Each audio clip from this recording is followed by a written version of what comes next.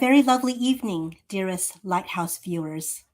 It is my pleasure to open our virtual studio to you tonight with my guest, recent Pushcart Prize for Poetry nominee Alise Versella, and her poem, For All the Dreams I Still Have Yet to Dream, and All the Dreams Once Had.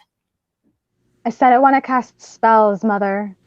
Let the pearls drip forth from the oyster shell of my mouth. I want to taste the cities, mother. Hold the earth like a lover holds my hips above the ledge of his. I won't hold secrets and empty promises. I want blood oath and lightning strikes, terror and the shriek of a nightmare, jolting me alive. Nocturnal birds once the day sets. Watch the girls as they set their masks down. Embrace our dark nights and vulnerability, that I still cry and shout so you could hear me. Over the sting in my throat, the sting of this salt, these cresting waves, I swear to God, one day I'm going to drown in. But for now, I'm learning how to float, how to sip of love and not get drunk. Oh, how the tide wants to pull me back with her, but I am still a stubborn woman, mother. I am learning how to take a fighter's stance. On shifting plates, I try to pirouette, but I am graceless. And thank God for that. Thank God for my vulgar mouth and my two small hands. They hold this bleeding organ like an offering to no God at all but my younger self, that Holy Ghost, haunting skeletal halls that creak a little more upon waking now. Kneecaps remember what it was like to run, hunched, howling, because it hurt to learn I must become a beast. Some of us never shed the pelt for wings, forget we were made for skies, and we make our own heavens from the pearly gates of our teeth. A smile that bites back, like a dog in the junkyard, a warning behind a chain link fence. We were all born in the gutter with our eyes full of stars, mother. Maybe we did fall to earth from Mars. But I still believe in what we've been building here, even if we burn it down daily. Aren't we all witches set to burn at the stake daily, Joan of Arc? And maybe I am crazy. Crazy as my feet levitate from the grass, as I dance and spin righteous divine like a dervish. I spin in the grass and the dew wets my cheeks. I think I'm crying. For all the lost souls who once held mad dreams, foaming like the seashore at the mouth of their bays. There is no jetty jagged enough to break my wake. Oh, I am dreaming, mother. Do not attempt to wake me. Thank you. Thank you so much. Bravo, Alise. Ah, that was gorgeous. Good evening once more to all our lovely viewers. I am your host of the Poets Lighthouse, poet and writer, Finn Bell. Today in our studio, we have with us the amazing Alise Versella. Alise is a Pushcart nominated contributing writer for Rebel Society, whose work has also been published in the Academy of the Heart and Mind, Circle Show, COG Magazine, The Courtship of the Winds, Crack the Spine, El Portal, Elephant Journal, Enclave, Entropy, Evening Street Review, Grub Street, Neologism Poetry Journal, The Opiate, Penumbra Literary and Art Journal, Poydras Review, Press Pause Press, Ultraviolet Tribe, Umbrella Factory Magazine, What Rough Beast, Steam Ticket, Visitant, and Wrath Bearing Tree, among others. She has recently published a poetry collection, When Wolves Become Birds, and was nominated for Sundress Pub's 2021 Best of the Net Award. Alise has worked with author Francesca Leah Block and women's spiritual poetry, whose latest anthology, Goddess When She Rules, raised money for the Malala Fund. Kirkus has called her a boundlessly energetic and promising technician who crafts a unique blend of the symbolist and the confessional, a talented, promising newcomer. Alise performs at local coffee houses in southern New Jersey and has taught poetry workshops at the local libraries and schools. Alise, welcome.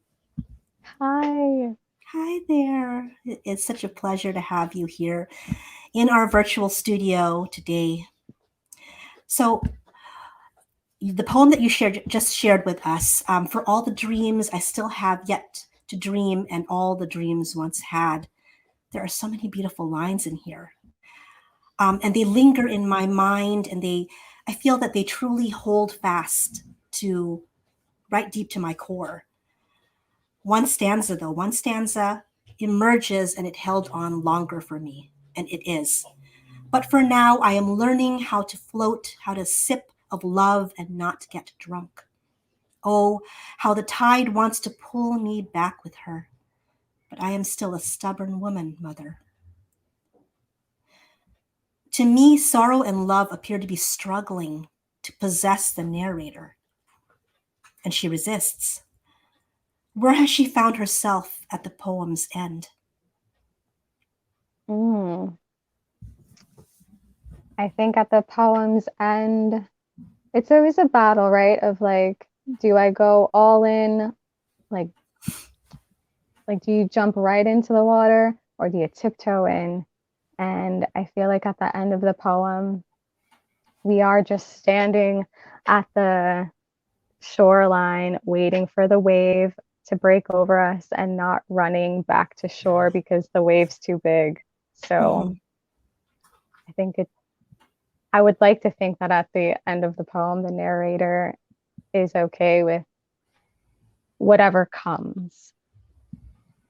That is a good way of putting it. That is a good way of putting it. And I feel like the wave could represent a lot of things. It could be both good or bad, but that could be equally scary. It doesn't really matter if it's something positive. Things that are new can be challenging and scary. Terrifying. Terrifying, yes. So thank you for answering that first question. I look forward to hearing more, and we're going to ask you more yummy questions. But first, listeners, we're going to pause for a brief break.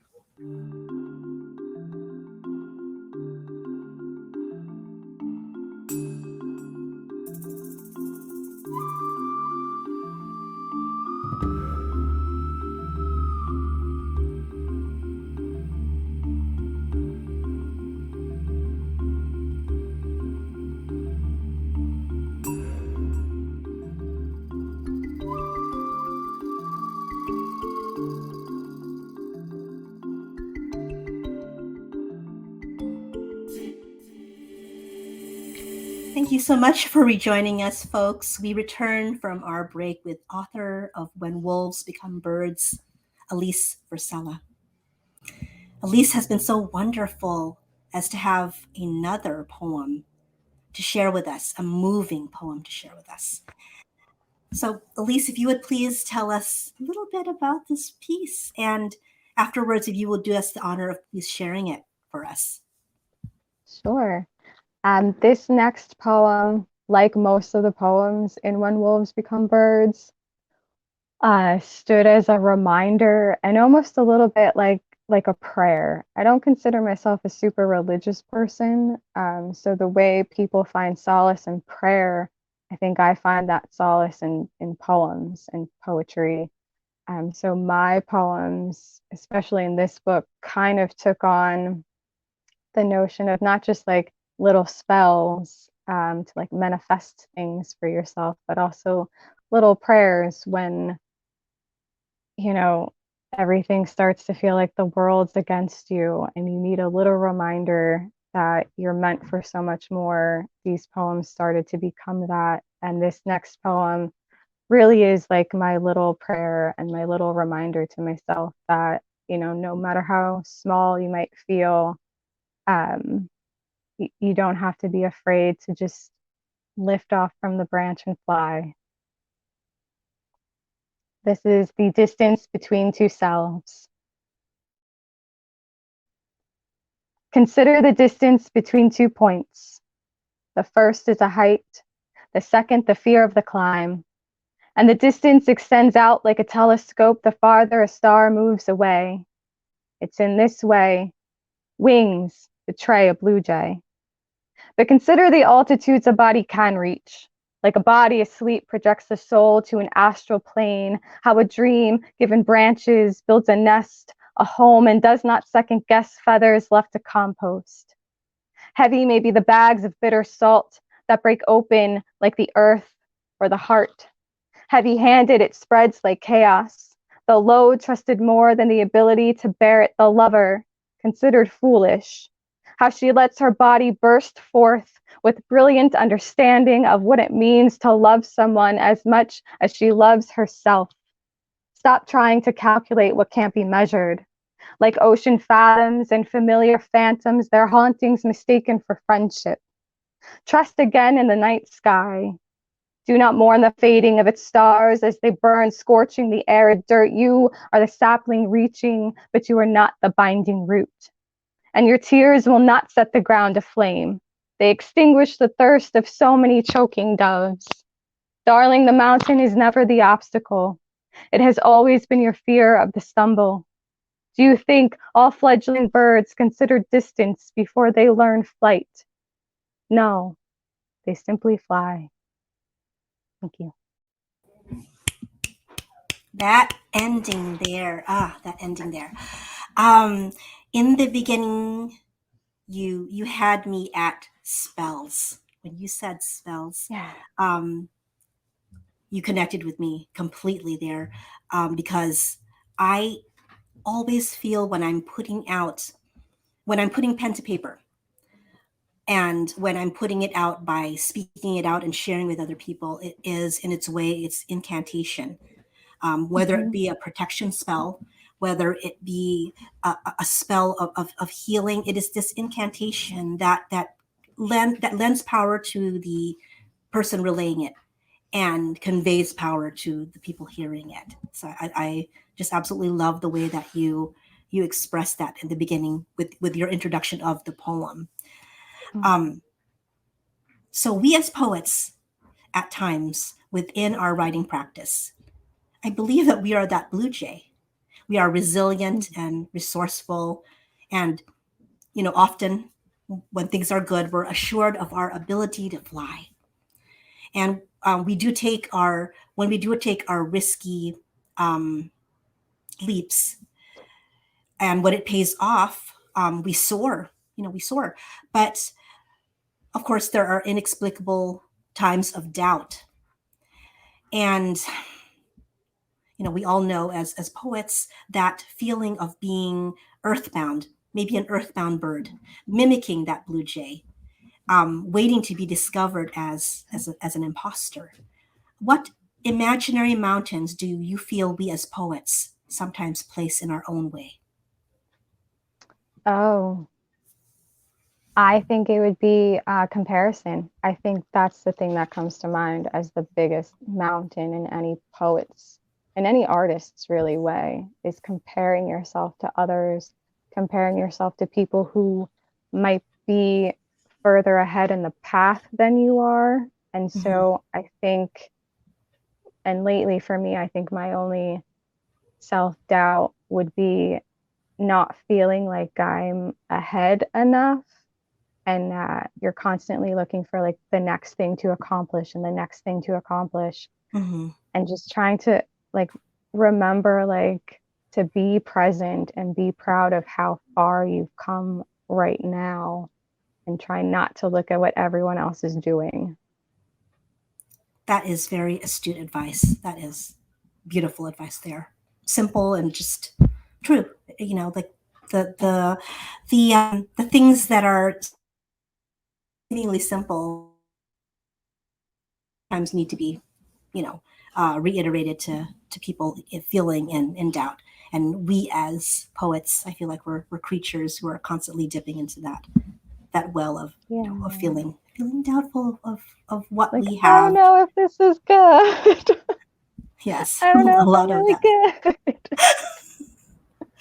I don't know if it's part and parcel of of being, you venture into it, and you have to just be filled with this complex self-doubt. Some people, I'd like to meet somebody who isn't, but I think that's kind of what keeps us in touch. It keeps us in touch with what we're relaying to people, what subjects that we're it keeps us sensitive and honest. Yeah.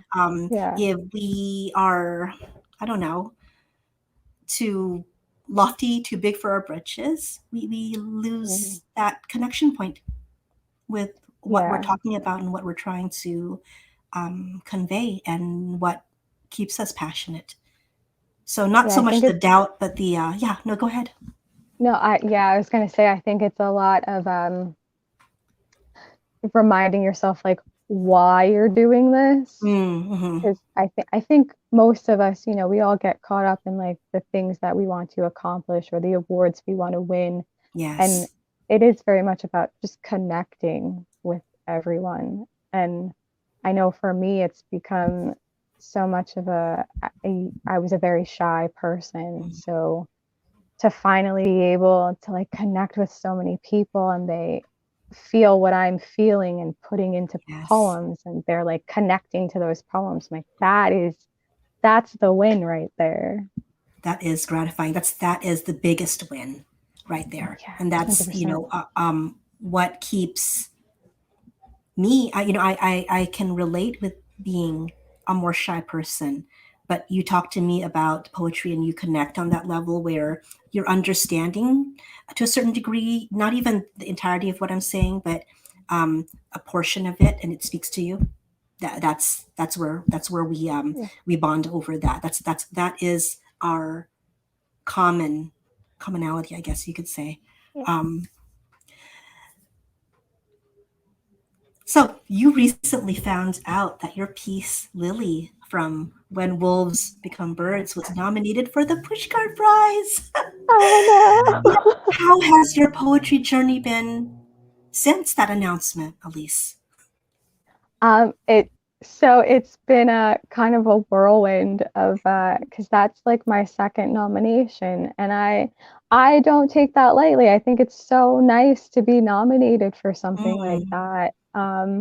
Even if you don't win, I think it's just, again, it's just being noticed, and I don't know, it's so great, especially for poems that, maybe you didn't think they were like the best poem, right? And someone mhm. someone really thought that was great. There are a few poems where like, oh, I didn't realize that one was so good. Like Well, I'm so glad to see people, like it that much yeah, and that then they would nominate it. you could look at it with like new eyes after that. I feel, Yeah. kind of look at it Yeah. again and like, okay, this is actually just really great. I'm seeing it, Yeah, almost it for makes like the that first self-doubt time. go away. There you go. That's the you know, perfect tie in there. it's like, oh, full circle moment. Exactly. That's so great. Yeah. Yeah, Um, it's just cool. it truly is. And again, congratulations on that. Thank you. Um, it's so lovely that you are continuing to be so excited. I love when people are excited when new things happen to them and there isn't yet that sense of being like jaded that, oh, this has happened before. It's exciting just as like No, many times yeah. that it happens, always. Yeah. I And never true want to honor. Yeah. lose that. I want to Yes. continue being excited about all those. Like to other people might maybe it's like a little thing, but I'm like, no, it's a big thing. Let's celebrate it. Like it's exciting. And I get excited also this year. I had a bunch of friends who were Hmm. also nominated. Oh, I'm like, wow. we're nominated together. Oh, celebration. So yeah, like There you go. celebrations all around. That is phenomenal. That is fun. It's Thank exciting you for sharing stuff. that. That is super exciting that you Yeah. had people close to you. That just makes it all the more special, honestly. Yeah. That It that just that feels like, that growth in that journey. Yes. yeah. And we're all like growing together. Yeah. Oh, love that. That's so wonderful. Congratulations again, and to everybody who is close to you who in your community, your poetry friends who also were nominated. I'm sending that out too. Yes. So Elise, yeah, you hmm. So I was gonna ask you of the projects that you're currently a part of actively. that avail themselves of your poetry, or that help you get others involved in poetry. Which of them are the ones that bring you most joy? I'm thinking of because this is upcoming actually. Mm-hmm. I have a poetry group. We used to meet in person at the Barnegat Library where Mm-hmm. I live in New Jersey, but we meet virtually now on Zoom, and we get together like the third Wednesday of every month. And they're such a lovely group, and I feel like they've been integral in my growth as a poet because Mm. every month we meet, we have like a poetry prompt, and then, they offer, you know, critique on your work. So, there's edits, we just get to talk about the piece itself. And I've had so many poems, generated from this group, and we get to, discuss them and discuss Mm-hmm. poets in general. And it's just been so, like, I owe a lot to them. And I think that's right now the thing that's bringing me the most joy. Also, because I'm like the youngest one in that group. Oh, So it's definitely like a generational thing. I feel like I have an extended group of like family now. absolutely, absolutely. What part of these groups um, bring the most to you? What what would you say would be something that makes a group not necessarily ideal, but something worth going back to? Because a lot of people do seek that type of community where they can go to and share something as intimate or as newly born as as a poem, and they obviously want it to be treated both tenderly because it's a fresh poem, but also honestly. Mm. What do you seek in these? What would be something that you think is necessary for a group like this to thrive? I think, well, I'm also now thinking about the New Eurekan open mics and how Mhm. it's just become like this safe spaces. When you go someplace, a group of poets, and everyone just like welcomes you open Mhm. arms, Mhm. and they're always like very supportive. I know it's kind of like a vibe. I don't know if you could really explain it in like bullet point, like what is it about Mhm. them? It's just a feeling. Oh You yeah. feel welcomed, and yeah, that everyone's always like very excited. Everyone applauds when like you perform a new piece. I Mhm. especially love when Bruja has the Pop Cherry song for new performers, like people who've never performed before. It's a big deal. And I think that's the thing I seek when I go someplace and you've got someone who's maybe never been on a mic before, never shared anything to a group of strangers. And here we have a whole room of strangers who are like, you could do it. And like, we're Mhm. here for you. And like, that's the stuff I seek out. I want to go someplace where we're constantly telling new people, like, you could do this.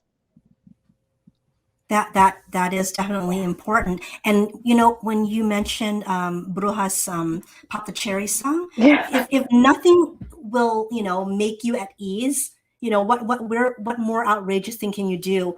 Something like that. It's a total icebreaker. And yeah, I have to say myself that getting it was integral part of me getting in there and going to different places and having a positive experience to begin with, starting out with the Monday night one, where everybody just automatically, virtually embraced you and said, how Yeah. wonderful it is to have you. I never talk about them as community. I think of them as family. They're poetry Yeah. family, and that's the vibe. So you are absolutely right. You could very well go in a place where it's feeling indifferent, and that makes all the difference when people have that care and that concern invested in what you have to say, that they're truly listening, they're truly experiencing what you have shared, and they hold it sacred, just to say almost as Yeah. sacred as you do. Yeah. Yeah. It always feels like a sacred space. I feel like I've Yes. never, and I'm very lucky to be able to say this, but I've never gone to an open mic and felt that it wasn't safe, like sacred space. And That's good. yeah, I'm It's very important. proud of the poetry community that I can say that. Yeah, very important. And yeah, that you've been lucky. You've been lucky. That's a great thing to have. And I hope that that is something that happens for all poets at Me every too. level. Honestly, it never gets unnecessary to have that support. You need that because we're delicate creatures. So delicate. please, please hold us tenderly. Like, oh God, I've cried performing poems before, and I'm like, oh man. And it just, I yeah, never once have felt bad about it. I used to feel so bad about, going in and sharing my emotions, and hearing for the first time that it wasn't something to be ashamed of, that somebody said, Right. I can't remember exactly, that you were so brave to share that with us. Brave. They said brave, and that made Right. all the Yep. difference, It's because important. People need it is. that. They do. Yes. I love our poetry community, our poetry Me family. too. It makes me happy cry. I know. I feel like I'm happy to cry too right now. I'm like, I'm not going to do it. So I can't believe that we are almost. Oh my God, we're at the end. Really? No, no, We're no, at the end. really. I should have made more questions. Darn. So, Alise, I feel like every poet has their "this is what I want to do" moment with their art. Oh, Um, who or what was that catalyst for you, and when did that happen? If you could remember that one encapsulated moment or moments. where like I first thought that this was what I wanted to do. Yes. Oof. I, you know what? It goes back to high school, I think. No, I think it goes back. No, okay. And I did write a poem about this. There was a Disney, yep, I'm old now, but Did you Disney say Channel Disney? original Tell movie. me Yep, more. Disney Channel original movie though. Okay, like we're going way Mm. back in like the 90s. They don't even have decom movies anymore. The 90s Um, was decom. The 90s yeah, was decom, right? that was it. So I remember, I can't even tell you how old I must have been, but the movie The Color of Friendship had come out and I watched it and I loved it. And I remember the end of the movie, the actor who plays Congressman Dellums, he has this speech at the end of the movie. And I just remember feeling so moved by this speech. Like again, I'm the person that cries a lot. So like I was pretty much moved to tears. I don't know, probably with 9 or 10. I was like, oh wow, this is amazing. And I just thought then and there, like, wow, the power of like spoken word, like that this speech on a Disney Channel movie could move me to tears, and just like the power to like bring people together. I mean, that was the whole point of the movie, but it really struck me. His speech was so powerful. And I just thought to myself, you could do that with words. I want to try doing that. And it became this whole, I don't know how to voice what I'm feeling, so let me write it down. And then I was starting to write little angsty poems. And I had a creative writing teacher, Mrs. Jessup, Mhm. tell me that, hey, this is something you might want to pursue. And she lit the fire, and it's been an uphill journey ever since. You captured me, and you've kept me even more now. You're not going to get rid of me now because you just said Disney. Disney I and know. poetry together. Yeah, you're keeping me now. I'm going to be your fan forever. If I wasn't already to begin with. Yes, just say Disney. Gotcha with the Disney. But still, like, that movie is still fantastic. I think it was nominated for an Emmy or won an Emmy. I don't remember, but fantastic movie. There's nothing like 90s decom. I'd like to go back and visit. I like to go back and revisit like all the Halloween Town and everything that happened on the Disney Channel that some people don't remember. They're like, no, those are not the feature films. No, who cares? It's a Disney Channel. Those are the ones. That's where it's at. Yeah, man. Johnny Tsunami. Oh my goodness. You're speaking my language, Elise. This is a separate conversation now. I know. We're just going to be like the like this has nothing to do the bonus cut. Trisha, what's your favorite decom movie? Yeah, Finn Bell and Elise talk. What's your favorite decom movie? The special cut. The director's cut. I love it. So, Elise, I don't want this to ever end, especially since you ended with Disney. I could go on and on for me, but I want to give you a very warm and profuse thank you, big thank you for joining us here today. It has been such a delight. It's been truly fun. I don't think I've had this much fun in a long time. It's like you just gave me the whole holidays in just 1 hour or less than that. My first holiday gift. So viewers, if you have not picked up Alise's book, please do, score yourself a copy of it. It's When Wolves Become Birds. Yes, right there. Published by Golden Dragon Press, and it's available through Amazon, Barnes & Noble, and where you find all fine books sold. Please also follow Alise on social media. She's on Instagram at Alise0x. We appreciate all the support you have given us at PGN and the Poets Lighthouse faithful viewers by subscribing and following and tuning into all our lovely quality programming, both on YouTube and Instagram. We hope you have a peaceful and hope-filled holiday season.